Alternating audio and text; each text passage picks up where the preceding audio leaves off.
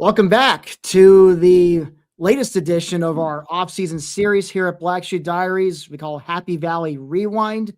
If you haven't checked out the one that Pat and Brian Bennett did a couple weeks ago on the 2016 Minnesota game, go check that out.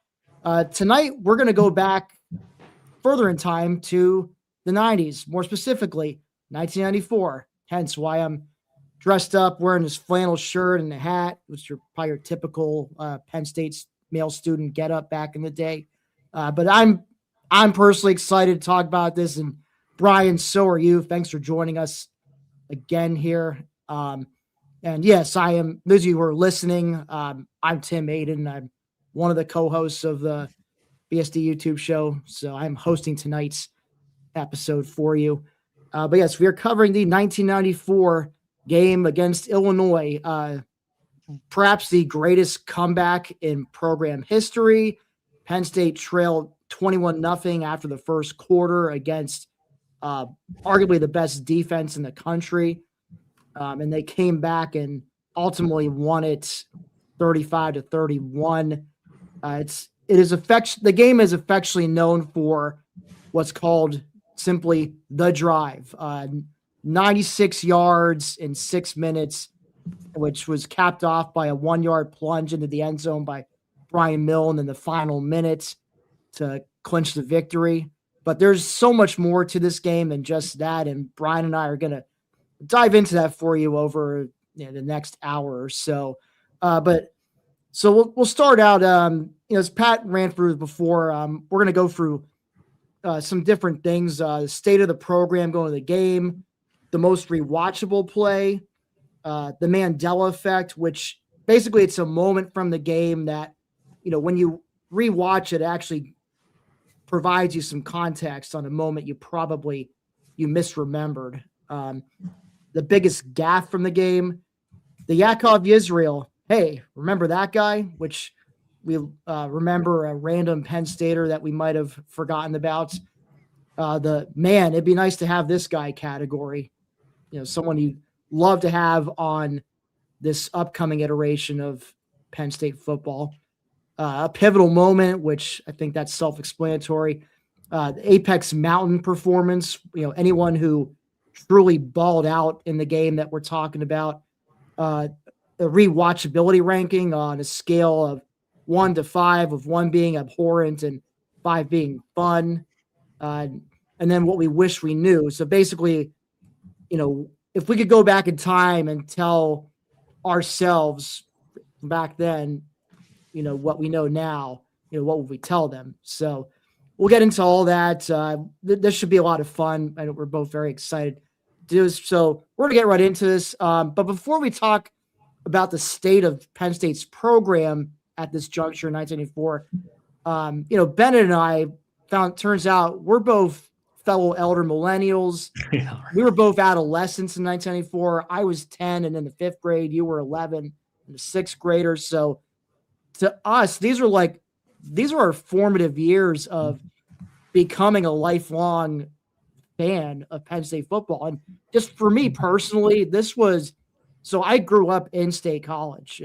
I'm Dallas professor at Penn State, and my fandom, I started watching games, I remember a few years before that in 1991, because we had these family friends that were already like diehard fans, and their kids were a few years older than me. And, I would kind of sit there and watch the games with them, and they would just get all excited. And so, I don't know, when you're a little kid, you kind of want to mimic the bigger kids. And so I would try and do the same, but, I naturally just kind of got sucked into it. And then eventually 90 years later, my dad decided to take the plunge and get season tickets, we were seated near our family friends in the same section. So, and it just so happened to be, the last undefeated season, just a very memorable season with so many great future NFL talent, especially on the offensive side of the ball. And, Kerry Collins at quarterback, Kajana Carter carrying the ball at running back, Freddie Scott, Bobby Ingram, Kyle Brady, all catching passes, and just a tremendous offensive line that rarely ever gave up a sack.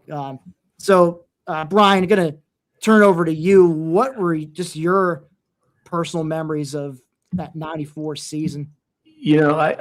I'm so glad you laid that out there. I grew up kind of a totally opposite life. Like I grew up in north central Indiana, a little tiny town. But my connection to Penn State football, the reason I love Penn State football is my own father was a high school football coach. And my father was actually born in Western Pennsylvania, but he'll tell you that means nothing to him. But he grew up in Indiana, like lived in Indiana, still lives in Indiana, and just really liked the Joe Paterno style. And he was a high school football coach, and he worked for a football coach who sort of emulated Paterno and stuff like that. So when I was a young kid, it was like, we like Penn State. We like Penn State. I had no idea why. I was saying, like, so growing up in the early 90s, like I very vividly remember 1990, Penn State upsetting, I was 7, 8 years old, Penn State upsetting Notre Dame when they were number one in the country. I remember like it being family viewing, watching the Fiesta Bowl win against Tennessee. And so you kind of nailed it. Like we hit the point where you kind of hit that point when you're a child or when you're a young boy where you find that team that you just love. And for me, 1994, it was that perfect time, perfect place, perfect everything, right? It was, and we talk about the state of the program going into that game or in that season. Like I didn't think Penn State was going to be this national championship team. And I was growing up in central Indiana. The internet wasn't a thing. I'm not reading local Pennsylvania newspapers. Penn State had a really good year their first year in the Big Ten. They won the Citrus Bowl, but almost in sort of similar fashion to the last few years, they lost their two big games. So going into 94, but right away you saw that team, when they beat Minnesota, they beat USC, they beat all those teams early in the year, and they were just, scoring 35, 42 points a game in the first, or 35, 42 points in the first half of those games. You sense this was something very different. And I remember the Michigan game. And in fact, I gotta admit it right away. I credit you, Tim. Like you picked this game. This was not my 1994 pick. I think the 94 Michigan game, maybe the most all-time rewatchable game in Penn State history, but I loved rewatching it. It is a very rewatchable game in your defense. But I'm so glad you brought me back to this one because we'll talk about it throughout this show. But this was a great pick for so many reasons. But the 94 Michigan game was that moment like, oh, Penn State's really good. And then the Ohio State game, 63-14. I think we all remember that one. I shouldn't say all of us. I hope a lot of younger people are listening to this show and kind of learning about this 94 team that you've heard all of the stories about. And we're here to probably give you some context. But again, this team, like this was, oh my goodness. Like every game you lived and died with. And I know you kind of told me earlier this week on the Slack, like this is a game that you thought you were going to die with. You had a lot of tears with this one, right, Tim? Yes, I will admit, after we got down 21-0, I ran in my room crying, thinking game was over. There goes the undefeated season. There goes any hopes of a national championship. Because it turns out, we'll get to it later, but kind of a moot point either way because of Nebraska. But I was definitely like I was checked out after that. Like my memory. So yeah, I remember going down 21-0, and then I ran in my room crying, and then I think I may have come back out right before halftime, and saw we had scored a couple touchdowns, at least cut the deficit somewhat. I don't remember too much. I think I watched the whole second half, but the one thing I remember about the second half, is Brian Milton's, go ahead touchdown. And then the very last, there was still like 50-something seconds left. Yeah. So Illinois had time, and it was much closer than I thought. They got down to like Penn State's 30-yard line for the very last play. And they had a clear crack at the end zone, but thankfully Kim Herring intercepted that. And then his teammate was smart enough to tackle him to the ground because, Herring wasn't exactly like doing the smart thing and just going down, is hoping maybe run it out for Marlon. Here's already an early, remember that guy, Marlon Forbes, the guy who tackled him. Marlon Forbes. Yeah, not a name I remember from back then, but shout out to Marlon for but to your point, the state of the program going into that game, number 2 in the country, right? But in frustrating fashion, of course, Penn State had risen to number 1 after beating Michigan. A lot of people sort of misremember this. Again, we're kind of covering all of our bases here early, but Penn State was number 1 in the country, lost. They definitely did not lose. Beat Ohio State 63-14. They dropped in the AP to number 2 that week.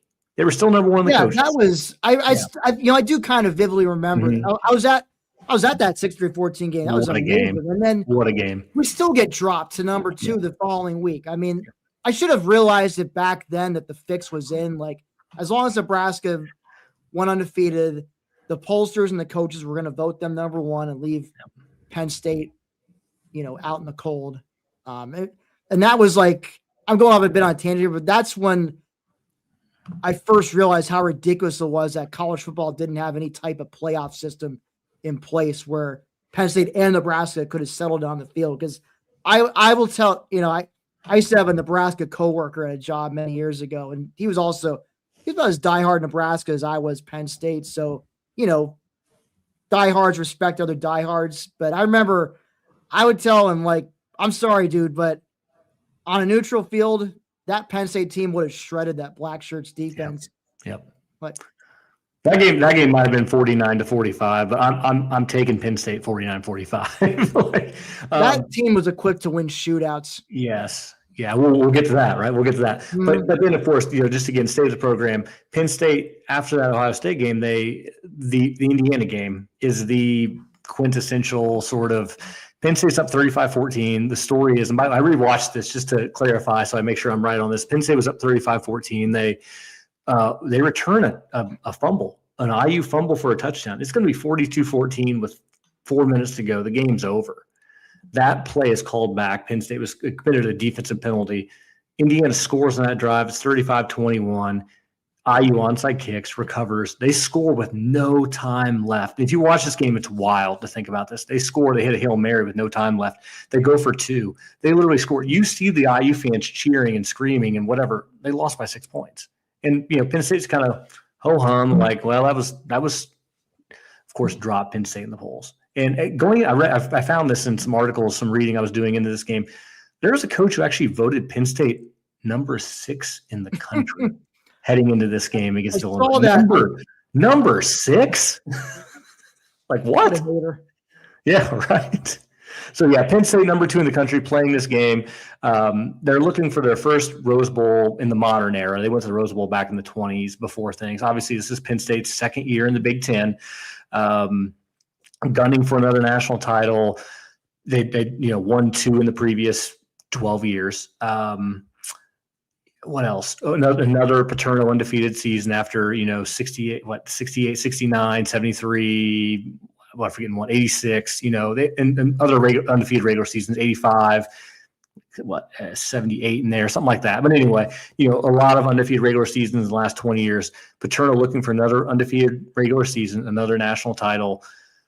That was the kind of story going into this game. But you're right. You kind of alluded to this already. Penn State against the Big Ten's best defense. All those names, Dana Howard, Simeon Rice, those folks. Kevin Hardy. Yeah, and kind of a tough, a classic. We see this all the time in college football, right? This is college football. You go on the road in these tough environments. Things were bad.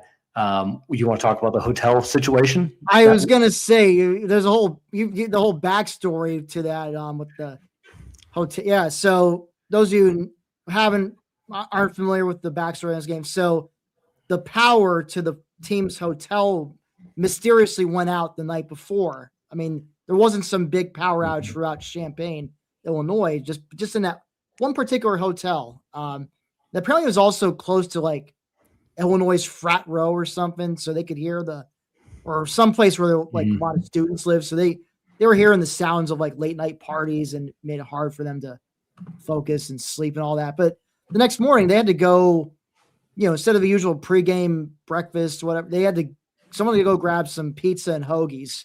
So that was a pregame meal. And, I remember talking to somebody years ago, like, I think he used to work as a video coordinator, but he was talking about how the guys were like vomiting on the sidelines early, because pizza and hoagies aren't exactly like a good like pre-workout meal. You know what I mean? Maybe we did this with Pat last week. I'm sorry. You got to find the parallels to nowadays, and they're sort of like, man, maybe someone should have told Penn State that lesson in 2017 when they had the at Michigan State where they ended up eating pizza at halftime. You remember this story, Oh, right? Chick-fil-A sandwiches. They got Chick-fil-A sandwiches. That's what it was. Yeah, but they all get sick. They don't have the right kind of food, and Penn State loses that game. Like there are these. This is why we're doing this series, to show you how history repeats itself, right, guys? This is what we're doing.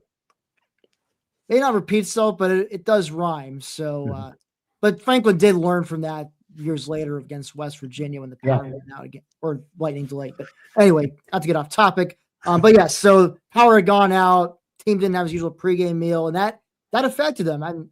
I'm sure. And it just, that, and just, obviously you're playing on the road in a tough environment there against a very tough defense. They got off to a very shaky start. So they get down. What was it? I think first drive, Kajana Carter fumbles, and on third down, great field position. So, they go up 7-0 just like that. And then I think, then Penn State, like 3 and out, they punt it back. They punted. Illinois scores again on that drive. It was just and I think the following drive they threw an intercept. Kerry Collins for an interception, which we'll get into that some more. But it's just a series of like gaffes and just 3 and outs, and Illinois getting excellent starting field position, and they took full advantage of that to their credit. But I think you mentioned this when we were talking to Slack channel, but once Penn State settled down, once they got rid of the gaffes and stopped gift wrapping field position to Illinois, they were able to start playing like that 94 team that we all expected them to play like. So maybe from here, I think do we want to transition, perhaps talking about what are some of the most rewatchable plays from this game? Because there's a few, but I'll start with mine. My personal favorite. I could watch this play all day long. It's the little fake reverse play action to Bob Ingram, and then just finding a wide open Freddie Scott in the end zone. And at that point, Penn State they were down 21-7, so that ended up cutting deficit 21-14. And so that's when they were really starting to, get back and make Illinois realize, like, oh crap, this is the ball game again, and we still got 2.5 quarters to go. Yeah, I got a couple things about that very play. It was on my list too. You've seen my notes. We did share notes this week, guys. I don't know if we're learning that's good or bad, but we shared notes. But yeah, the Freddie Scott touchdown catch was on mine. 2 things about that play. Number one, what stood out was that was the MO of that 94 team, right? Quick strike offense. I mean, it didn't matter where Penn State got the football. 1 or 2 plays, they could score from anywhere. We saw that against Minnesota. We saw it against USC that season. But that one, you needed it. It was kind of a clutch, quick drive. Like, hey, 21-7, that absolutely did swing some momentum. What a beautiful play. I actually got 2 more things with that play. 2 more things. Number one, I got to tell a Freddie Scott story. Freddie Scott, I grew up. I mentioned already, my father was a high school football coach. I played wide receiver. So we're already hearing some wide receiver bias in this show. You're going to hear a lot from me. I love watching good wide receiver play. I mentioned Chris Godwin in the last show. This time around, Bob Ingram's going to come up a lot. Freddie Scott is too. When I was a kid, I grew up in Central Indiana. Freddie Scott in 1998, whatever it was, 97, 98, whatever, he was in training camp with the Indianapolis Colts. The Indianapolis Colts, their training camp was 20 minutes from my house.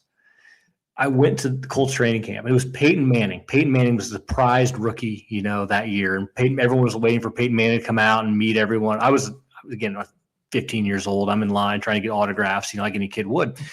And players kept coming out. Oh, hey, sign my hat, sign this. When's Peyton coming out? And they would, I don't know, soon. And someone walked out and they signed my hat and I said, hey, do you know when Freddie Scott's coming out? You would have thought their head exploded. They were like, who? I said, Freddie Scott. And they're like, yeah, wide receivers coming out next. Like, Freddie, you'll find Freddie. Like, why are you asking about Freddie Scott? And sure enough, Freddie Scott came walking up to me. And maybe Freddie, I hope you're listening to this podcast. We're going to tweet at you. Please listen. I remember Freddie Scott walking to me. I'm a 14, 15-year-old kid. And I'm like, hey, Freddie, will you sign my hat? And he's like, sure. I was like, man, I miss you. I miss you playing for Penn State. And he kind of looked at me funny. I was like, no, man, I remember you scoring, you were on the cover of Sports Illustrated and you did this. And he was like, oh, you're for real. And he like signed my hat and he kind of like, gave a little handshake. And I was like, man, have a great practice, and Freddie Scott was like my guy. I love Freddie Scott. So you calling out that play was perfect. Last thing I want to say about that play, that's like the Fran Ganner special. He tried that play 97 against Michigan when Penn State was number 2 in the country. They tried that play at the very first. Oh God, I know. Michael sacked for like a 20-yard loss on that play. It's the same play. Like Fran Ganner had 5. That was the epitome of how that afternoon was going to go for Penn State in that game. Yeah, we can't help ourselves but go to the bad. We can't help but go to the bad every once in a while. But anyway, back to most rewatchable. I was with you. That was on my list. Mike Archie, who doesn't really, I don't have him much more in my notes. Mike Archie caught a pass out of the backfield, and shout out Mike Archie. Like, what a player for Penn State. Just an amazing third down back. Kind of got buried behind Kajana, got buried behind even Stephen Pitts next year a little bit, Kurt Zenas next year. But Mike Archie, a fantastic third down back, had a solid NFL career, kind of hung around for a while with people, and just an amazing guy coming out of the backfield catching a pass. He caught like a pass over the middle, ran for like 50 yards. They end up, we'll get to this later, they settle for a field goal. Field goal doesn't go well. We'll get to that in a second. But that play to me was like, wow, that was like a really beautiful play. Anytime Mike Archie's getting out of the backfield, catching the ball, that was fantastic. And then also just like most rewatchable, I actually put this like anything that, even when the offense was so bad in the first quarter, I was like holding my breath because I knew how good they were. Rewatching it, I was like, oh, guys, like, young Penn State fans, please go back and watch this game because you're going to see some really cool stuff and you're going to see some amazing players. So go back and watch it and just enjoy what these guys do. So there are a lot of rewatchable offensive plays in this game. One defensive play, you already kind of alluded to it, the Kim Herring pick. I mean, the game is, in the undefeated seasons, on the line, the ball's in the air, you're holding your breath, and Kim Herring picks that off. And we already mentioned Marlon Forbes tackles him, says, go down, man. And that's just, and then you see them all, scatter off the field. Penn State clinches the Big Ten. What a play. Yeah, and I guess I could also give an honorable mention to Phil Yaboa Cody's blocking a punt. Block punt, yeah. Which actually set up that fake reverse touchdown pass. So it was like bam, bam, that was your 94 Penn State team in a nutshell in terms of how quickly they can turn a game on a dime like that. So, yeah, I think that covered the rewatchable play section. So, move on to the Mandela Effect. And just to explain to you guys again, Mandela Effect is just you look back upon rewatching and realize, oh, I didn't remember that, or oh, I didn't realize this happened beforehand, and it kind of changes your conception of how you remember the game. This is especially good when we're thinking back to stuff from our childhood, especially. There's a lot of Mandela Effect in there, but then especially when you're rewatching it on YouTube or whatever. So I have a couple of Mandela Effect moments. Maybe I think you might have had same. I don't remember from your notes, but they were comparable. Go ahead. Yeah. So first one is after Illinois scored to make it 21-0. Penn State actually was forced to punt again on the next possession. They did move the ball a bit this time, but they still had to punt. So what I had thought, and at the time, was that after 21-0 was when Penn State went down and then scored, made it 21-7. But no, they punted, and then Illinois, their ensuing drive, it looked kind of promising. They got across midfield. They looked like maybe they might tack on another field goal or even a touchdown and, really put Penn State in a hole that even for that offense may have been too much to overcome. But thankfully it stalled out around the Penn State 45 and Illinois ended up, I don't remember if I've ever seen this in a game since, but they ended up pooch punting out of a field goal formation. They were going to kick like a 60-plus yard field goal. And I think it was about a 50-yarder, but it was into the wind, and that wind was very notable that day. We'll get to that, I know, later. But the wind was notable, but it was going to be about a 50-yarder. I thought Illinois played conservatively on that. I talked about this, Pat, we went back the last show we did with Minnesota, it's like, was the analytics, the analytics were different back then. People didn't think about that stuff. Like, that's a definite go for it situation in modern day college football, but they lined up for the field goal. And as you alluded to, they decide to, to punt Penn State down. Now, by the way, they did it right. They put them down at the 1 yard line. Didn't matter. That Penn State offense was so good. But, to your point, I'd forgotten that play, completely forgotten. And I think to kind of to build on what you're saying, my memory of this game growing up was that Penn State fell down 21-0. And we've heard so much that 94 defense wasn't very good. I mean, that's kind of the talk you always hear. The 94 defense wasn't very good. This was Penn State sort of had to rely on its offense. Penn State went 3 and out their first 5 drives. It's the only time all year they did. I actually looked this up. 5 consecutive drives they didn't score. The only time the first team offense didn't score in that many drives. They only had 2 scoreless first quarters the whole season. The other was against, trivia question, who it was against? I'm gonna think here. I bet you don't get it. I'm gonna say Northwestern. Temple. Oh, It was against Temple, of all people. They had a scoreless first quarter against Temple that year. You would never believe that famed 94 offense. But if by the way, people out there, if you read the site very closely, I wrote about this past year. I actually did write that in the column. But they went scoreless against Temple. That was one of only 2 scoreless first quarters they had all year. So my Mandela effect was, it took longer for Illinois to build the 21-0 lead than I remember. It wasn't like it was. I think, like, in my brain, I was like, Illinois got the kick, went right down the field, scored. Penn State fumbled, scored. Penn State whatever, scored. It was Penn State got the ball first, 3 and out. Now Carter fumbled on 3rd down, gave him great field position. There was a bad punt. Daryl Kania punted. There's a name of that guy. Daryl Kania had a bad punt into the wind. They scored. Carey throws the interception. They score. But there were a couple of other drives there where the defense actually held up better than I thought. It's kind of like things were teetering and the defense held. So the Mandela effect for me was that the defense actually was better than I thought or remember or recall in the first quarter. Still they weren't great. It wasn't like they were the playmaking defenses that we come to associate Penn State with, but they made some play. They kind of kept Penn State in the game, but the offense could get nothing going. And I'd forgotten the offense was that bad. So that was maybe just kind of the way that Illinois built the lead was kind of surprising to me, and I didn't remember very well. Yeah. So and the other Mandela effect moment that I had written down was Brett Conway missed a field goal late in the 3rd quarter when Penn State was trailing 31-21, and I had completely forgotten about that. I mean, that could have been a potential death knell for their comeback hopes. Especially if Illinois had gone down and scored on the next possession. But no, and I was said that came after I mentioned the Archie pass out of the backfield. That was a very makeable field goal. That was the drive. It was like 30 yards. I mean, it was, and it wasn't even. I mean, it's so weird watching those games back then. Like, the cameras are so bad, so you have no idea. And there's and for you younger folks listening, back in 1994, there was no fixed score bug on the screen, constantly showing you the score and the time and down and distance. So this is like me watch. I'm sure it's the same for you, like us watching, just randomly switching to a game growing up. Like, you had to wait a couple minutes for them to flash the score on the screen to know who was winning, how much time was left. So you realize that? Like, I mean, you had some stats.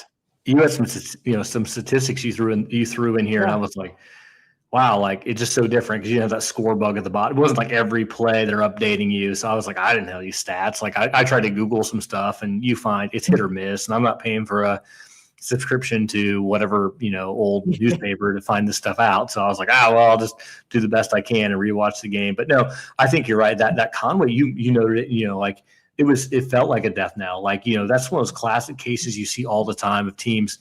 You build, you get back into the game, and then that one play happens that kind of like sets you back. And you could definitely have that vibe. It was, Penn State had momentum. They were still down 31-21, but they had momentum. That field goal, you're like, oh no. if Illinois goes up 38-21 or even 34-21, maybe, the pressure's really on Penn State.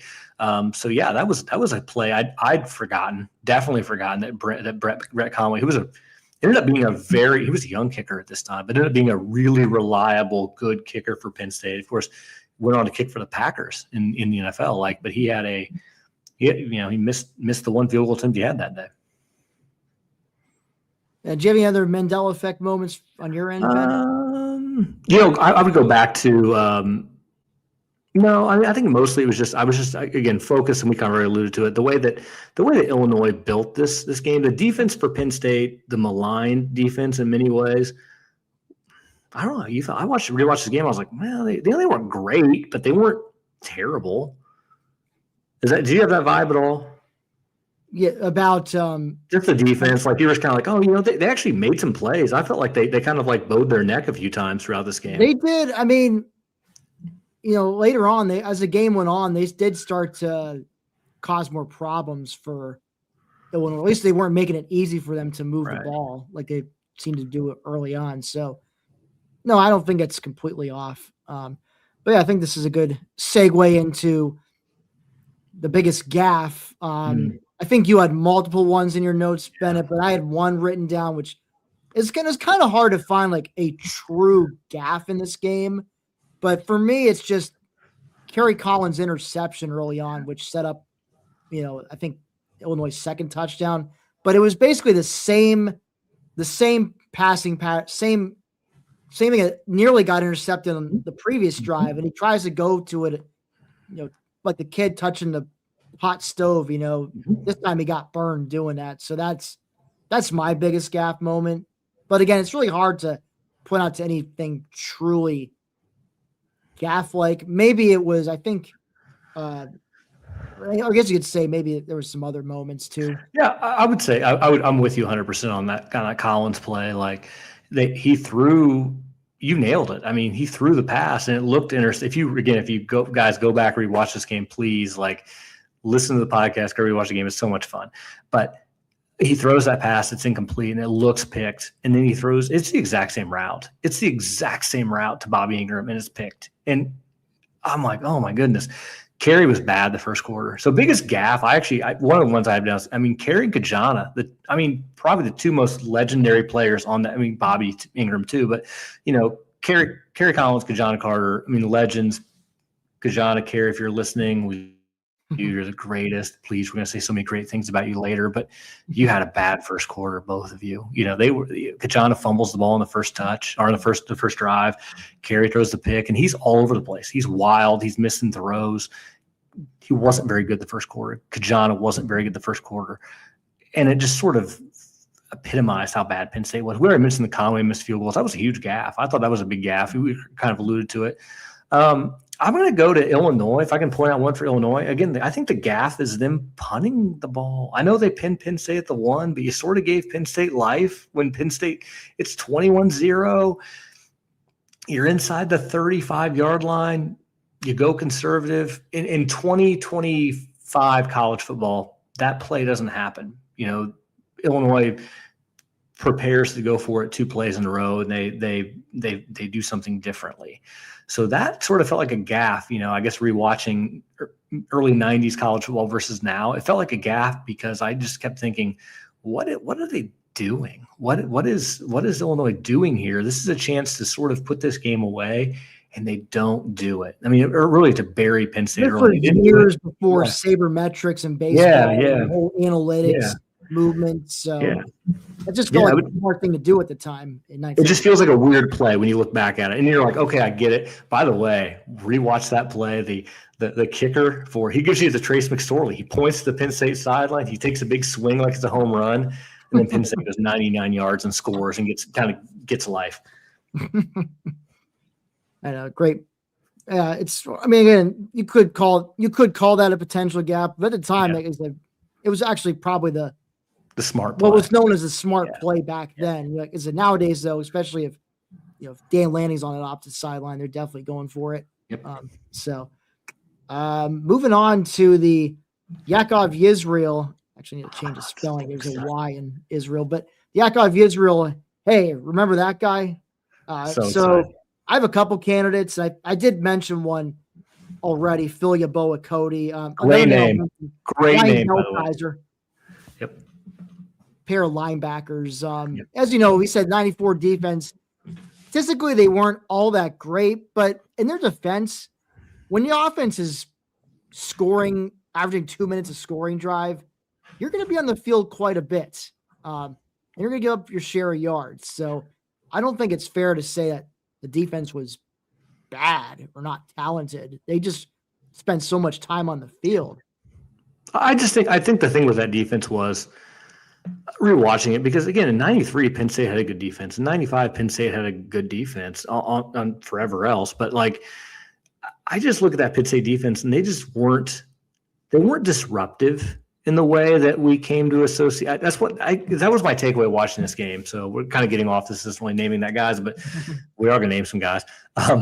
Later Penn State we know the disruptive players that Paterno had before, Paterno has later in his career, and certainly they've carried on to now. But just that wasn't a team that had a lot of stars on defense. I mean, who's the star on that? That's why I say there weren't just NFL caliber star players on that team. But I think there were like really good workman-like lunch pail bucket sort of guys. And I think you nailed a couple, Philyaboa Cody, Brian Gelsizer. Those are good. Those are solid players. I'm going to add another linebacker for you, Willie Smith. I thought played pretty well in this game. Willie Smith, they were fine. They're not Paul Posluszny. They're not LeVar Arrington. They're not name anyone else. And Penn State, I think along that defensive line, didn't have real difference makers on the defensive line. That's what stood out to me. I didn't watch that. No real game wreckers. No game wreckers. No Courtney Browns. No guys like that. Arrington, No, absolutely not. So I thought the secondary was actually. I thought Brian. I got a guy here, Brian Miller. I thought played pretty well. Brian Miller's a guy. I mentioned Kim Herring earlier. Kim Herring is a guy I think stands out. Yeah. I got a couple guys I just want to throw out their names because they're fun. Ambrose Fletcher. Kickoff return. And he has a huge return in the Rose Bowl. But he takes the open kick. He almost falls down. He gets tackled pretty early. But I was like, just that name. I was like, Ambrose Fletcher. It's gonna go good for you, kid. I promise. I got another one here for you. Marco Rivera. I know you're going to talk offensive line later. Marco Rivera did not start that game. A guy named Wayne Holmes did. Wayne Holmes, if you're out there, get at us. I don't remember you at all. Okay. I love Penn State football. I don't remember you for the life of me. We'll get to Marco and the rest of the offensive line in a second. Here's my all-timer. You ready for this one? You're not going to know this name. I threw this out there in the Slack. I asked you, Tim, I said, did anyone find the full, 100% every play of this game version on YouTube? And you couldn't find it, right, Tim? Nope. I couldn't either. So this could be Mandela Effect. Are you ready? I got a name here for you. I got to make this as much about Indiana as I can because I'm a Central Indiana kid. I mentioned my dad was a high school football coach. I still live in Indiana. My son goes to Alexandria Monroe High School of 500 kids in the middle of nowhere, Indiana. The only Big Ten player to ever come from Alexandria Monroe High School is John Eden. Shout out John Eden. He gets hurt on the kickoff in that game. He's a special teamer. You will never remember that name, but shout out John Eden. He was on this team. Not ring a bell. I'm 99. I don't think he ever played after this game. Sorry, John. If you're out there, love you. Go Tigers. We love, whatever. But John Eden, I'm pretty sure was the guy who was hurt on that kickoff. That's my man. Because I remember being as a kid, they're like, John Eden, Alexandria, Indiana. And I was like, what? That guy? He's from the next town over. Was it on the opening kickoff he got hurt? Or? It wasn't the opening. I think it was I watched it and it was I think it was sometime in the third quarter. Because if you watch that, I think we watched the same version. And they come back and they're like, the injured players off the field. Here comes Penn State's offense or whatever, something like that. And you're like, I don't think they show the kickoffs normally. Maybe it's the opening. Yeah. So I think there's a random kickoff in there where a guy named John. Anyway, he was on the team. Regardless, I did double check to make sure he was on this team. And I'm 99.9% sure he was injured in this game. So John Eden, he Alexandria High School, the most random remember that guy we'll ever have on this show. I promise. And I believe he had think you had a few other names, namely from the Illinois side. That I did. I do want to mention a couple guys. Again, I got to keep it Indiana. Ken Dilger, the tight end, had an I enormous do game. remember him from the NFL. He played for the Colts. That's why he was Peyton Manning's first tight end. So Ken Dilger played really well in this game. He scored a touchdown. He scored an early touchdown. Ty Douthard, shout out to him. They gave him the ball. That was the name I definitely remember hearing. 87. How many carries did he have in this game? Like 47. I mean, they just gave him the ball every play. Unfortunately, I can't look up stats on the box score in this game so easily like you could with nowadays. Yeah.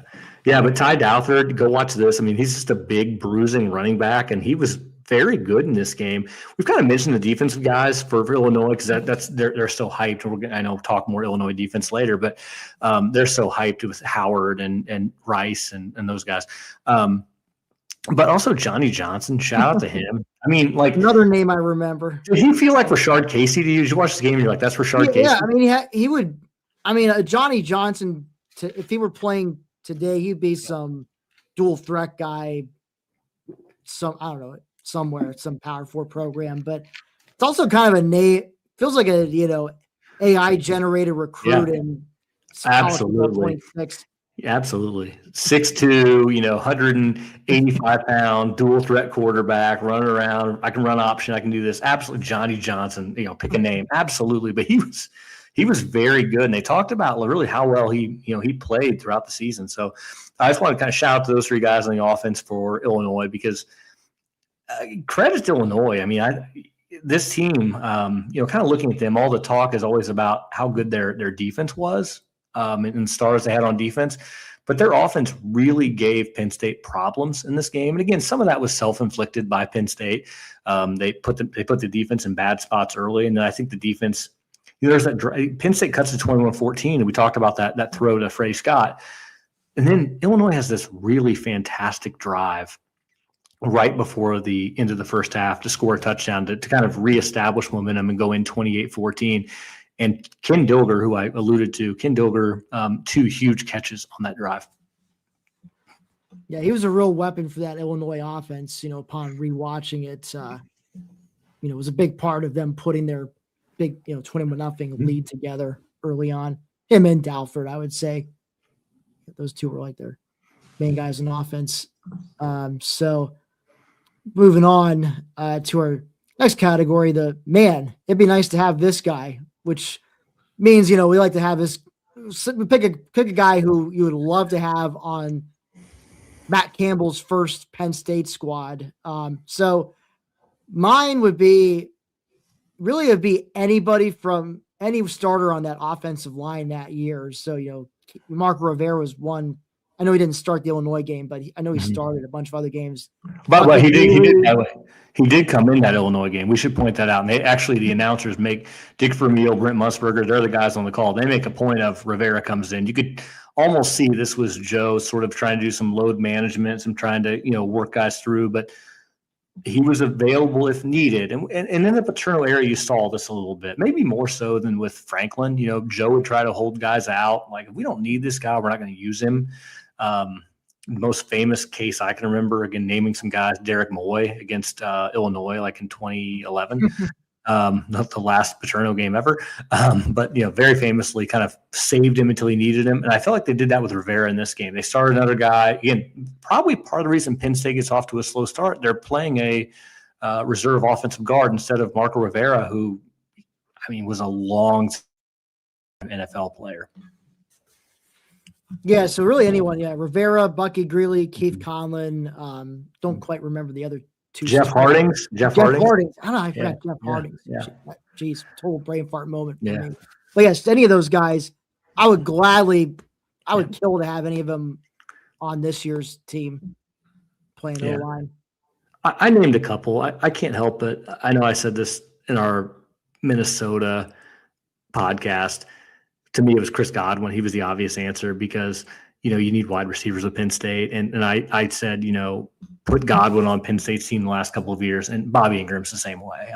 To me, pound for pound, Bobby Ingram's on the short list of greatest Penn State football players ever. Like, for me personally, Saquon, Posluszny, Bobby Ingram. I don't know if I can come up with a fourth. Those are like, you mentioned the name Bobby Ingram. The first thing that comes to my mind is his one-handed catch against Ohio State. oh my goodness, 16-14 game. Seeing that in person, and then I've watched the replay so many times now through YouTube, but it never gets old. That's watching that. He drew so much attention. Again, for the longest time, there's actually another guy I want to talk about with this, and you're going to get to him later too. But with Bobby, he drew so much attention, but he's still like, we've seen nowadays we've seen Penn State guys do this. I think about like Jahan Dotson, Allen Robinson. They drew so much attention, but still they were going to find ways to get them the ball. Bobby was the first guy for Penn State like that. And for a long time, again, Penn State was not a pass-happy, explosive offense. So I just always thought Bobby, for the longest time, was just the best wide receiver ever to play at Penn State. And he still might be. But for a long time, he didn't have a peer. I think it was Bobby Ingram and like everyone else. Now, like Allen Robinson, Chris Godwin, Jahan Dotson, there are guys who are like sort of on that level, I think. But for the longest time, Bobby Ingram was just, so good. So he was always a guy I want around on my team. But I'm going to add another name here, and it's an obvious one, but Kerry Collins. And what struck to me was his poise, his demeanor. How many times did you watch that game and he would make a throw, or even if he threw a pass? You saw Kerry Collins kind of pointing, kind of clapping his hands. There wasn't that like sort of like looking at the sidelines, like what in the world or whatever. Good or bad. All the times Drew Aller would. I wasn't going to say Drew, but you're thinking that, but we're all thinking it, right? Yeah. Yeah. No, you said the words I was thinking. Again, we're all sort of prisoners of watching the last few years of Penn State football, but and good luck, Drew. He did well. The combine was yesterday. He threw yesterday. He did well. So good luck, Drew. I hope you do great, man. We all love you here at the podcast. We all love you here at the site.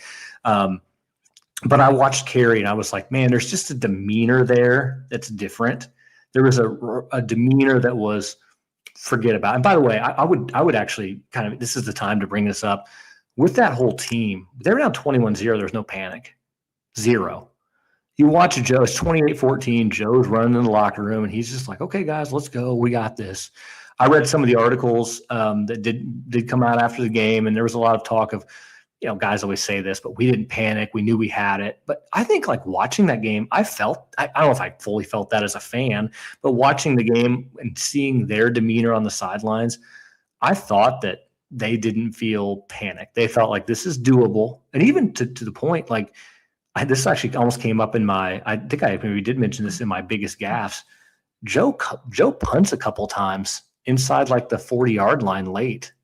And like late in the third quarter, in the fourth quarter, he punts a couple of times. Like, oh, we'll get the ball back. We're fine. We got this. There was just a poise about that team, and I think that Kerry Collins really exemplified that. And so again, Kerry, I hope you're still with us. Stick with us. He was awful in the first quarter, but man, he was nails the rest of the game. Just absolutely nails the rest of the game. And his demeanor, I thought, really carried over to he was everything you want a quarterback to be. He was a complete leader. He trusted guys. If something went wrong, he clapped, said, okay. If something went great, he looked to the sidelines. Okay, let's go do it again. I just thought the way he played, man, it was like that's what a quarterback should be. Yeah, I can't say disagree with any of that. Although the whole punting from from the opponent's 40 thing sounds like a foreign. Like no coach is doing that nowadays. Right. Unless it's like fourth and long, maybe you try. Yeah, you get knocked back like because of a holding penalty or something inside the 20, right? But if it's like fourth and 6, no more than like 5 or 6 at the 40, you're going for it. That's like no man's land, at that point. So, but yeah, I'd say I can't say I like those other names you mentioned too. Yeah. Collins and Ingram. Kyle Brady. I know we got. I'm excited about the tight ends we got on the team currently, but hey, you can never have too many great tight ends in my opinion. So you could add Kyle Brady to the list. Not in a Matt Campbell. Apparently not in a Matt Campbell offense. I think they might go one running back, 17 tight ends. I think if that's possible. So yeah. Yeah, I think Penn State fans will be in for a treat when it comes to tight ends going forward. Moving on to the pivotal moments. So it doesn't have to be like necessarily the most memorable play, or like the play that won the game, but just like a moment where maybe it permanently swung momentum Penn State's way, or so for me, there's about 10 minutes left in the game. Penn State's still trailing by 10, and they're facing a 4th and 2 in Illinois territory. And, Kerry Collins, he goes back to he has to scan the field for a few seconds because, no one's getting open. And eventually he kind of, he fires a dart, like threads the needle to Bobby Ingram for a big gain, which I think got them to like the red zone at that point. And they would ultimately end up scoring a touchdown to cut it to a 3-point deficit. But just I did watch some of the Illinois highlights there's also a YouTube video. Someone like burned the VHS tape of Penn State's like 1994 Big Ten championship season. And so they show they also play like the radio call. And at the time, it wasn't Steve Jones and Jack Ham. It was a legendary guy named Fran Fisher and George Paterno who were doing the radio call. And I mean, they were great to listen to growing up. Like, we were driving around and, especially, if it's a road game or, we're just driving around running errands. But, I enjoy listening to the radio call on this particular play because, so Steve Jones is kind of, as you mentioned, more like company line kind of guy. He'll get excited when Penn State does good things, but he doesn't necessarily fanboy on the air. But like Fran Fisher, man, just, when Collins is looking for a guy to throw, he's like, you got to throw it, Kerry. I definitely got a good chuckle out of that. He has other moments, like actually when Brian Milne scored the go-ahead touchdown in the final minute, Fran's like, yes, sir, never in doubt. So the most famous Fran call probably for people our age is at Miami, Shafi Fields. He's like, no flags, no flags, no flags, no flags. The entire run down the sideline. So no, again, I grew up in Indiana. I've kind of like learned who Fran Fisher was through second. Also, those videos you mentioned, sort of those VHSs, you could. They're not sponsors, but they could be. McClanahan's, SBS, places like that. You could buy those from back in the day. I remember my parents would buy me those highlight films. And again, why is this whole like podcast even happening? Probably partly because of those things. But I absolutely know the call you're talking about, the play you're talking about. And that's, I think, the thing that's unnoted, the pivotal moments. We're going to talk about the drive. I'm going to bring it up on my pivotal moment here in a second, but there were not one, but 2 drives, do or die drives that Penn State has to have in this game. And they score on both. And Kerry Collins, you're right. Like I mentioned the poise of Collins already, the poise in the pocket in that moment to sort of be under pressure. You have to make a play. Again, younger people, if you're listening to this, trying to give you some context, think Drew Aller against Oregon in the Big Ten title. There's like a guy hanging on him. He throws a touchdown pass to at least to get Penn State a chance, And that's exactly what this play was. He's back there, scanning the field, can't find anyone. You're right. Fran's probably screaming from George is ready to like have a heart attack, and he hits Bobby Ingram with a pass to kind of keep the drive alive. Yeah. So that's your pivotal moment as well, or do you have another? I would just say like there were a few. I go back early in the game. If you want to talk about an early pivotal moment, I got to think that again that Illinois pooch punt, which is kind of like we've, I guess, sort of re-examined that a number of times, but Illinois was in control and they sort of like they took their foot off the throat with Penn State, and you couldn't do that with this team. They were too good. My other pivotal moment is I just put like the drive. We haven't really talked about the drive yet, and this game is most famous. You alluded to it earlier, Tim. Penn State, they're down at this point 31-28. They haven't had a chance to really take the lead the entire game. And now it's Illinois kind of gave them a chance. By the way, you remember that punt? It goes over Mike Archie's head and bounces down to about the 4-yard line, right? Archie doesn't play it well. There's a tough wind By the way, if you've ever been to I've been to multiple games. I think I've been to 3 games in Champaign. I've seen Penn State play 3 times in Champaign. Didn't go to this game, of course, but I was too young. But I've been to 3 Penn State games, and it's in Champaign, and it's a very windy stadium, a very hard to read windy stadium. And Archie misplays a ball. It goes over his head and bounces down to the 4-yard line. So this pivotal moment, here's Penn State backed up against the Big Ten's number 1 defense. Everything on the line, the Big Ten title, the undefeated season, all that. And Penn State just does. I shouldn't even say what Penn State does what they do, because Penn State that year was so known for the explosive play. And they sort of put together this workman-like drive. That it's 4 yards here, 6 yards here. Here's a 10-yard completion. There's a face mask penalty in there. They grab Bobby Ingram's face mask. It's just a good play here, a good play here. And again, there's no panic. There's just no panic from that team. They looked so under control the whole time. And I'm rewatching that game, and you could just tell when they hit the 20-yard line, Illinois knew they were going to score. And Penn State knew they were going to score. And the entire stadium knew they were going to score, because it was just like, this is what we do. And what a moment. I know a lot's been written about that drive. A lot's been there are probably like other YouTube videos out there about that drive, but just to watch that happen in its moment was really cool. Just to know, kind of in the back of your mind, know what's going to happen, but still watch it play out. The execution that Penn State had, they were so good. They were senior laden, they were talented, and just the level of execution they had on that drive isn't something you see in college football nowadays. It's just not. No, and I'll have to admit,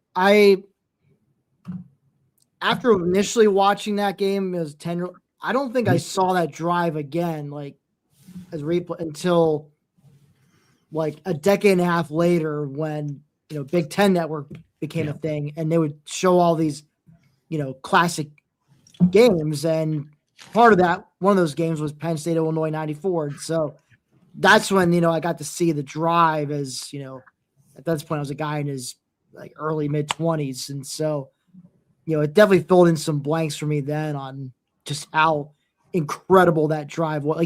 I appreciate it a lot more watching it as an adult than I necessarily did as a kid. But like you said, a great moment, just a game full of moments where this team got knocked down on the canvas, but then just when you think they're down and out for the count, they get back up and they throw a few haymakers back at you, and ultimately they go on to win this thing. Again, that team, that game just speaks to just how much grit and hard and never say die attitude that team had. So moving on now to the Apex Mountain performance. So basically this just mentions anyone who we thought really balled out in this game. And Brian, you kind of did steal my answer earlier in this, but I'm going to say, go ahead. I want you to say it. Yeah, go ahead. Kerry Collins, like I said, he struggled big time in the first quarter, and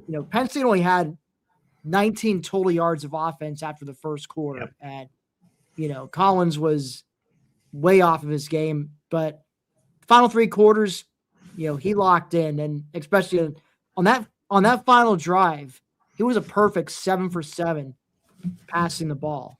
I know we talk about, the runs and Brian Mills plunging the end zone, but those don't happen without Collins just being locked in, precise, on point with his passing, and of course the receivers doing their part to catch the ball. So, but yeah, Kerry Collins was on the top of my Apex Mountain. What about you?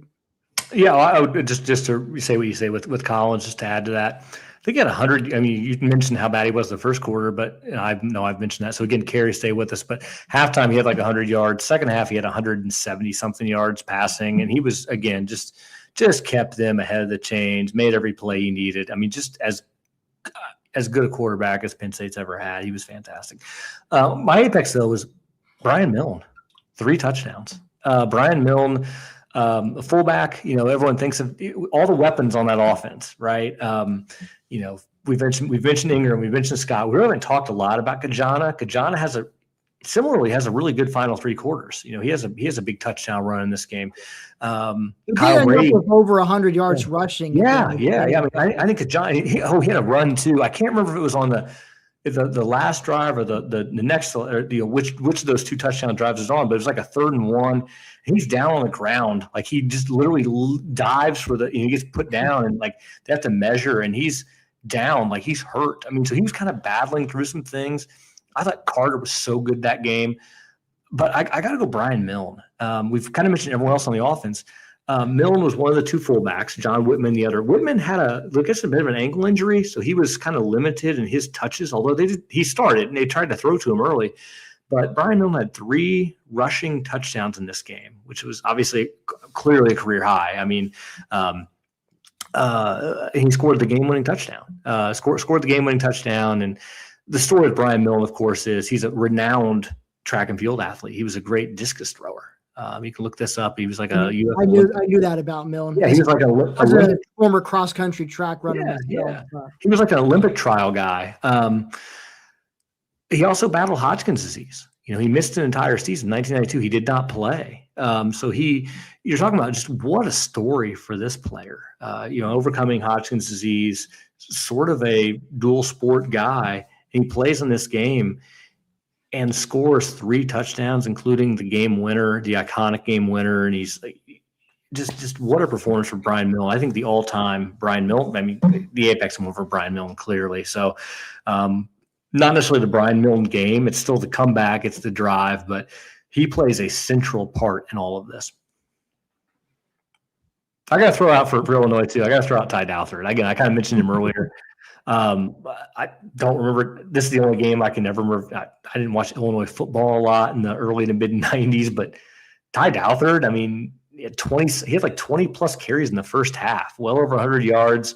What a game for him. So good for Ty Douthert. Shout out to him. You go with Ken Dilger if you're going to go with Illinois guy. Well, I was thinking Dilger was good, but I was thinking Ty Douthert, he reminded me so much of all these like midnight. First of all, the shoulder pads on guys were huge too. Go back and watch these games. Like all these running backs, they're like, what were you doing? They look so different, but he kind of had that Tyrone Wheatley vibe, the Eddie George vibe. He was that kind of player. So Ty Douthert, great performance. Shout out to him. But Kerry Collins, Brian Milne, they helped Penn State win this game. Absolutely. Rewatchability ranking. So again, to remind you, 1 means, yeah, actually in hindsight, this game sucked. Even though Penn State won. 5 is like basically like, yeah, this is awesome. This is an absolute classic. I am definitely a 5 on this, Brian. I mean, this is, as you mentioned, in my opinion, the greatest comeback in program history, and just knowing the whole backstory with the, the power going out in the hotel, and also just with what was at stake, an undefeated season, clinching a Rose Bowl bid with they still had 2 games to play, and they were already able to clinch the Rose Bowl with a win in this game. And, obviously keep your national title hopes alive. So just all those factored in, and the hole they dug themselves into early on. And I mean, it's a game that, I could just watch those highlights over and over again. I mentioned, I already kind of alluded to this. This was your pick, and I'm glad you picked it. I'm glad I rewatched it. To me, the 94 game to rewatch is Michigan, and there are reasons for it. And I want to get to that game on this podcast at some point. We have other games chosen. Again, by the way, as Pat said last time, like drop games you want in the comments, drop games on the YouTube channel. Tell us games you want to see you want us to rewatch. Because Michigan 94 maybe for a future off season. So yes. Michigan 94 is like my number one. Like this is the most rewatchable game in history. I rewatched this game and I was like, man, I'm glad I rewatched this because it's a.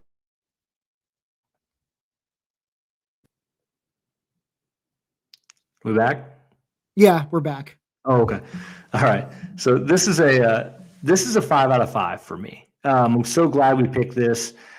It was absolutely fantastic. I actually, no lie, felt sort of nervous rewatching it. I was like, how do they do this? There's not that much time left. How can they pull this off? I absolutely think this was an unbelievably rewatchable game. 5 out of 5, 6 out of 5, 10 out of 5. I don't care the score. This is go rewatch this, guys. If you're young, if you're younger than us, you've never seen it, don't settle for the highlights. Find the Foolish version game online. Yeah, the Foolish version we can find on is the no huddle version. That at least has every play. There's no, unfortunately, it kind of leaves out, the chatter between, Brent Musburger and Dick Vermeil, or, talking in between plays, but it's the closest you can get. We'll link to it in this, down below in the description of this video, so you can check it out there. And yeah, if you want to, I probably should have said at the beginning, but if you want to check it out before you or watch, or if you want to check it out and then rewatch it again, maybe it'll provide greater context for you do that too. But anyway, we will link to it in the description below. So you mentioned, and by the way, trivia question. I got my second trivia question today for you. You missed the first one, so let's see if you can get this one. I got to get this one. You got to come back and get this one. Okay, this was the first ever 21-0 comeback in Joe Paterno history. What's the second? 2010 against Northwestern. Yes, win number 400. Yeah, so this was at the time the largest comeback in Penn State history, or I should say Paterno history. We don't go pre-Paterno. I don't know. I don't think they had writing back then. I haven't read much on the Rip Angle era, unfortunately. So. Yeah, right. But this was 21-0 Penn State comeback. This was the largest comeback at the time of the Paterno era. It's been matched, and you're exactly right. Northwestern 2010. Win number 400 for Penn State, win number 400 for Paterno at Penn State. They come back from 21-0 down. You're right. I think Franklin matched it in the 2016 Big Ten championship. The Big Ten they came back against 28-7 against Wisconsin. So it's been matched since then. But at the time, this was the biggest Paterno era comeback. So that's probably the most pivotal one too. I know 2010, that was for win number 400, but that Penn State team went 7-6. I mean, this was. I mean, again, I think I agree with you 100%. This is the biggest comeback in Penn State history. I mean, the most significant, most monumental comeback in Penn State history. So go rewatch it. It's a great game. Team wasn't anywhere near as good as this. Dan Persa was not Johnny Johnson. Sorry, Dan, if you're watching this by chance. His parents might be. There's still the camera on them from that game. You remember back, right? That's a deep cut. Yeah, very deep cut. That's what you get with this podcast. We know way too much about stupid stuff. Welcome. I know. If only they could apply this to like something practical in our daily lives. Last but not least, what we wish we knew then. So you could go back in time and just, tell 11-year-old Bennett, what would happen after this? What would be the fallout? So what would you say? I would say it's hard to believe this is the last unbeaten season in Penn State history. And that's hard to believe at the time. But again, Penn State had gone undefeated in the regular season in 1968, 69, 77, 85, 86. They won a national title in 82. Like this was,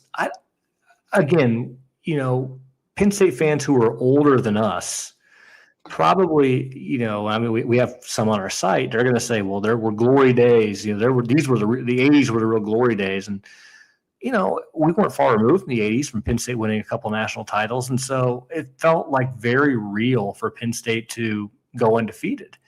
And I can even remember, in a couple of years later, in 97, Penn State being preseason number 1, 99, Penn State being preseason number 1. And there being like very real talk of Penn State going undefeated. So for this to think about, like Penn State had 5 undefeated seasons in the previous 25 years. Now we're 30 plus years out. They've had none since, which is wild to think about for me. That's maybe the first thing that I wish I'd known then. So go ahead. I have a couple more things to add, but go ahead. Yeah, mine was just going to be that unfortunately it really wouldn't matter in terms of the national title picture. It was out of Penn State's hands. They just needed Nebraska to get tripped up because the fix was in. The pollsters were going to vote, especially because unfortunately a lot of the AP voters in Big Ten country, they were not pleased. They didn't want Penn State in the conference to begin with. They were especially pissed off at this, this is only Penn State's second year playing Big Ten football in '94. And already these new kids on the block who they didn't want in the first place are coming in, beating everybody. I mean, just not just beating, but just, kicking the crap out of everybody. And, combination of one is sticking to them, but also, sympathy, just a massive amount of sympathy for Nebraska's coach at the time, Tom Osborne. So, for younger folks, Tom Osborne, he coached Nebraska for like 25 years. So at this point, he had been Nebraska's coach for maybe 20 years, and he had come close so many times, but we're losing the bowl game. Famously against Miami, the win that started Miami, back in the early '80s. Yeah, he blew that game and sort of just never could quite get over the hump, And then eventually, and they almost, and actually, so in the Orange Bowl that year, which was we going to talk about tears? Go ahead. Bowl, Yep. They got down early to Miami, and they needed kind of like with Penn State, they needed a fourth quarter rally to come back and win that. But they finally. Osborne finally got over home. That gave the voters all the excuses they needed just to make Nebraska unanimous number one. Forget, what Penn State was doing. You alluded to the tears you had when you were in the bedroom when they were down 21-0.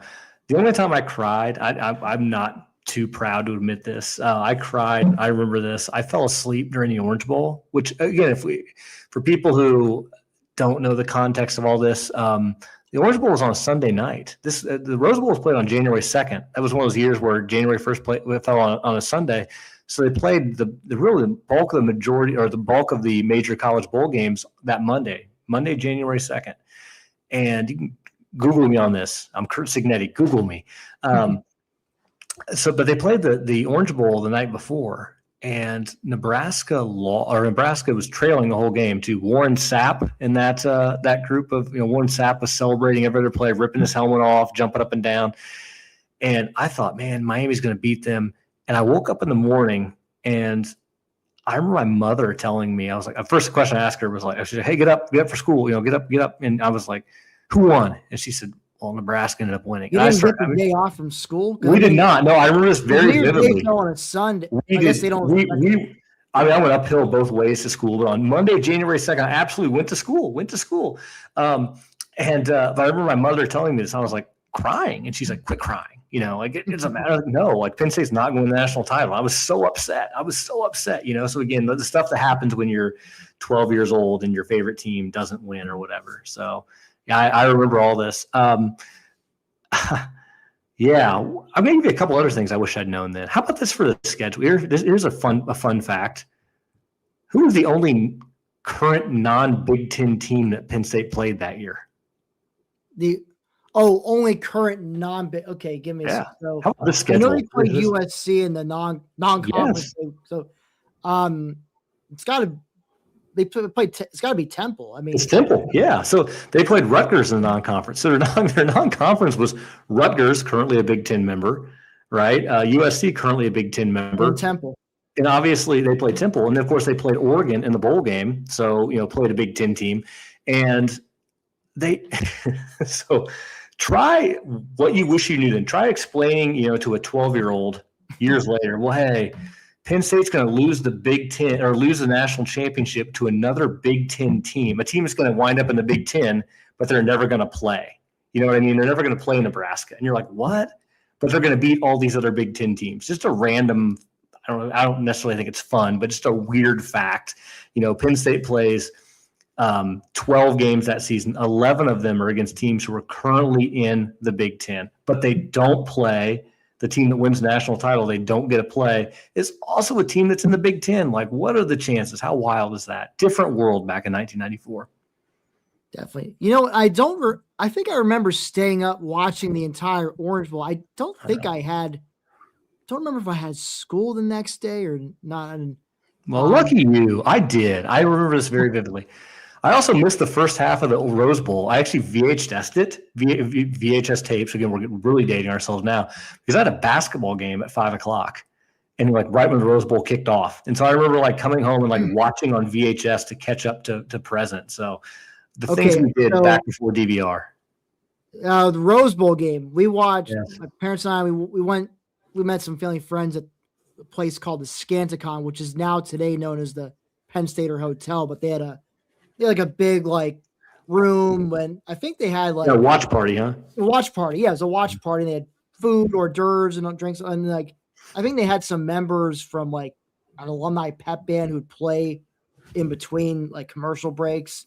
But it was pretty cool, and like I remember that little pom pom in my hands. But we watched on the like a big screen TV in there, so that was how I watched the. Hey, 95 Tim, Rose Bowl. do you still have that pom pom? Unfortunately, no, it's long gone. Well, I've waited the entire show. We're an hour and 15 minutes in this. Are you ready for this? I have a souvenir from the 1995 Rose Bowl. I didn't go, but I have this hat. You ready for this? Look at this. This is real. This is vintage.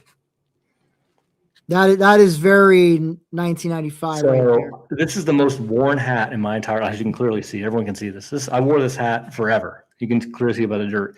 And I swore I would never get another Penn State hat. This is true until Penn State went back to the Rose Bowl. So this is the only Penn State hat I owned and wore until 2008. This is it. This is the one.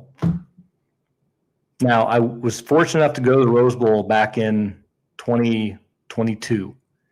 And I have another Rose Bowl hat. So that's actually the Penn State hat I wear now. I only own like 3 Penn State hats, and they're all Rose Bowl hats. So this was the first one. Here it is, 1995. This is a vintage one. It's in my closet, of course, but I pulled it out, a special for this episode. I couldn't wait. And by the way, also because I did get a haircut. I've appeared on this show now twice, once with you after the Oregon game. That was depressing. And then a couple weeks ago you kind of had the Drew Aller like. I did. And I appeared a couple weeks ago, and I had a friend watch both episodes and told me, dude, you need a haircut. So I got a haircut, but I'm covering the haircut up right now with the 95, the real Penn State Rose Bowl hat. So I don't know. It's seen better days, I'm sure, but there you go. That's my souvenir from 95. I wanted to break that out tonight. Well said. And yeah, I think this is a good way to end it, showing off the 95 Rose Bowl hat. But yeah, I just want to thank all of you for watching this. We hope you at least got a night. If you're old enough to remember 1994 and that season, we hope it's a nice trip down memory lane. If you're younger, either weren't alive then or just too young to remember that time, hopefully this gave you a bit of a history lesson.